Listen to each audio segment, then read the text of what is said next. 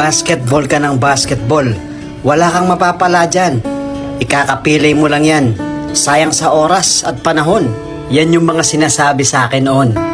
Buti na lang kahit papano hindi ako nakinig. Yung ibang tao kasi na hindi naman naglalaro ng basketball at wala sa puso nila yung laro, bali wala sa kanila to. Di tulad natin, pag Ballis Life ka, iba yung basketball para sa atin Paraiso. Ang basketball ang nagligtas sa atin sa anxiety, depression, yung mga ganung bagay na alam mong ikakabagsak ng buhay mo.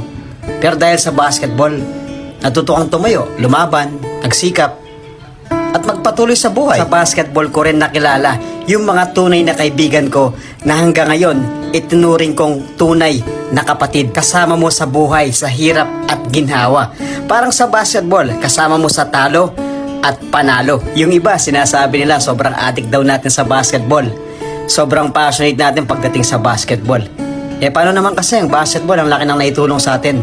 Ang basketball court, isa sa mga itinuturing kong pangalawang tahanan ko, kung saan nagkakaroon ka ng unexpected na pamilya, nagkakaroon ka ng mga tropa at kaibigan na una mong nakaaway dahil ayaw magpatalo sa laro. Ang sarap talaga ng basketball, no? At dito, pantay-pantay lang, wala sa edad. Minsan nakakalaban natin yung mas matanda sa atin, minsan naman nakakalaban natin yung mga mas bata na ginagabayan naman natin sa paglalaro. Kaya sa mga nagsasabi na ang basketball sayang lang ang panahon pag nilaro mo, hindi po. Sa modernong panahon ngayon na sobrang dami na ng gadget at high-tech na yung technology, yung ibang kabataan ngayon mas pinipili na lang na maglaro sa bahay. Yes, sa loob ng bahay kung saan magkakaroon ng mga online games. Pero alam nyo, ang pinaka-importanteng laro, yun talagang pinagpapawisan ka. Dahil sa basketball, marami kang matututunan. Alam ko yung iba na hindi naman Ballis Life hindi sangayon sa akin. Pero alam nyo na, di ba? Tayong mga addict sa basketball, 100% relate kayo sa video na ito.